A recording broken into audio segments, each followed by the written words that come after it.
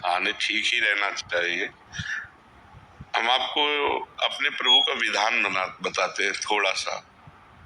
जब प्रभु किसी पर कृपा करते हैं, ये वैभव मिलना कृपा नहीं है, ये पुण्य है। पुण्य से एक घोर पापी को भी देखो, पाप करके भी उनका कोई पुण्य है जिससे वो सुकृत पूर्व के सुकृतवश चल रहे हैं, नया पाप है। ये वैभव बढ़ना या यश बढ़ना ये भगवान की कृपा नहीं मानी जाती। भगवान की कृपा मानी जाती है अंदर का चिंतन बदलना, जिससे आपके अनंत जन्मों के संस्कार भस्म होकर और अगला जो है वो बड़ा उत्तम होगा।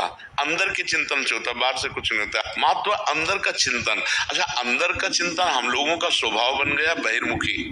बहिर्मुखी मतलब बाहर, बाहर यश कीर्ति लाभ विजय, इससे हमको सुख मिलता है। अंदर से कोई मतलब नहीं रखता, कोई विरला ही अंदर से। अब क्या होता है, भगवान जब कृपा करते हैं तो संत समागम देते हैं, कि दूसरी जब कृपा होती तो विपरीतता देते हैं, और फिर अंदर से एक रास्ता देते हैं, ये मेरा रास्ता है, ये परम शांति का रास्ता है, ये शांति का रास्ता नहीं। भगवान वो रास्ता देते और जीव को अपने पास बुला लेते हैं। बिना प्रतिकूलता के संसार का राग नष्ट नहीं होता। किसी को भी वैराग्य होता है तो संसार की प्रतिकूलता देखकर वैराग्य होता है। सब कुछ हमारे अनुकूल है तो हम आनंदित होकर उसका भोग करते हैं। जब हमारे ऊपर प्रतिकूलता आती है तब ठेस पहुंचती है कि इतना झूठा संसार, तो अंदर से भगवान रास्ता देते हैं, ये सही है। भगवान बिना प्रतिकूलता के इस संसार को छुड़ाने का कोई भी औषधि नहीं रखी। आज तक जितने बड़े महापुरुष हुए हैं, जिनका जीवन बदला है, उनको प्रतिकूलता का दर्शन करके बदला है। तो कभी प्रतिकूलता आए तो उस समय आनंदित हो कि मेरे ऊपर अब भगवान की कृपा हो रही है, कि मुझे सतमार्ग में चलने की प्रेरणा मिल रही है। अगर सतमार्ग छूटा हो, ये सब तो एक सेकंड के लिए आप विचार कीजिए। अब अपना सुधार कर लो, अपने जीवन को सत्य में ले आओ, तो अगला जो होगा वो बहुत जोर का होगा। चाहे जन्म हो तो श्रीवान कुलवान धनवान वैभव संपन्न ऐसे, और भक्ति की अनुकूलता, भक्ति की अनुकूलता, खास बात श्रीवान धनवान कुलवान नहीं, खास बात भक्ति की अनुकूलता। अगर इस जन्म में भगवत प्राप्ति नहीं हुई तो भगवान श्री कृष्ण ने गीता में कहा है कि मेरे भक्त का नाश नहीं होता, मैं कुलवान धनवान श्रीवानों के कुल में जन्म देता हूँ और फिर पुनः भक्ति का माहौल देता हूँ, और पूर्व का जो भजन छूटा हुआ हो वहीं से उसको। अब बिल्कुल ऐसे ही रहो जैसे रह रहे हो, बिल्कुल संसारिक बन करके रहो, लेकिन अंदर का चिंतन आपका बदल जाए। अंदर के चिंतन में आपकी यश की भावना न रह जाए, अंदर के चिंतन में आपको धन बढ़ाने की भावना न रह जाए, अंदर का चिंतन हो जाए प्रभु बहुत जन्म व्यतीत हो गए, अब एक बार आपसे मिलना चाहती हूँ, एक बार आपसे मिलना चाहते हैं प्रभु, मुझे आप चाहिए, अब संसार नहीं। तो बात बन जाएगी, तो बात बन जाएगी। तो इसलिए आनंद पूर्वक भगवान का नाम जप करो, बिल्कुल चिंता मत करो। बाबा, क्या नाम जप से हो जाएगा पूरा? ये हम अपने जीवन का अनुभव बताते हैं। सांख्य योग और अष्टांग योग और कर्म योग और भक्ति योग, चारों योगों में प्रवेश रहा है। पहले हम सन्यासी रहे 20 वर्ष सन्यासी रहे काशी विश्वनाथ जी।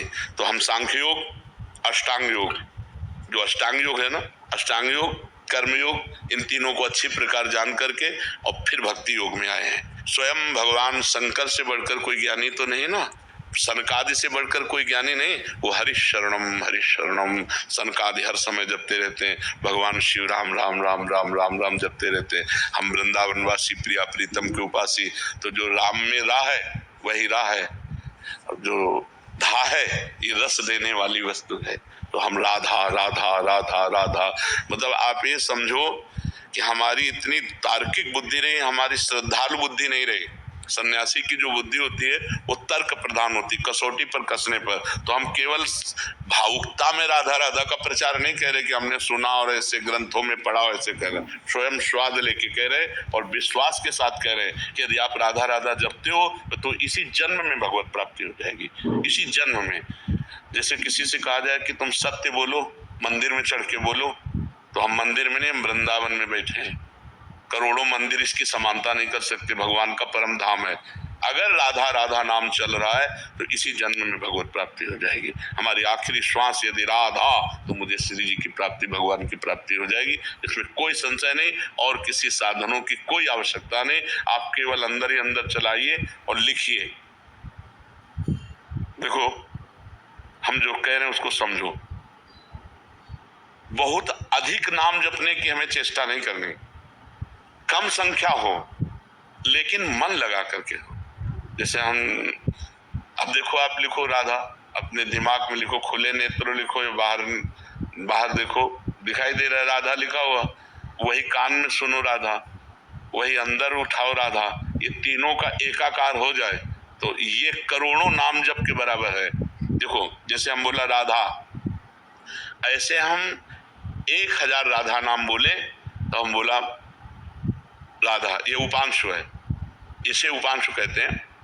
राधा राधा राधा राधा 1000 बार, ये उपांशु हुआ।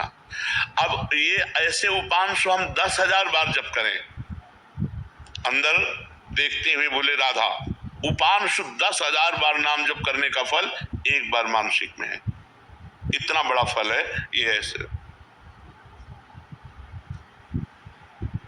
राधा राधा राधा चल रहा है, नेत्रों से हम उसे देख रहे हैं, कानों से उसे सुन रहे हैं। आप देखना कि अगर मन भगेगा तो आप लिख नहीं पाओगे राधा नाम, अगर लिख रहे हो तो मन भगेगा नहीं।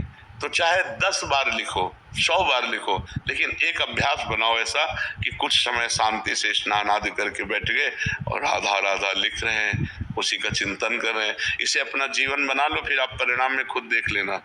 कोई घाटे का सौदा तो है नहीं, ठीक है। ये सखी को दे दे ठाकुर शिव जी की है।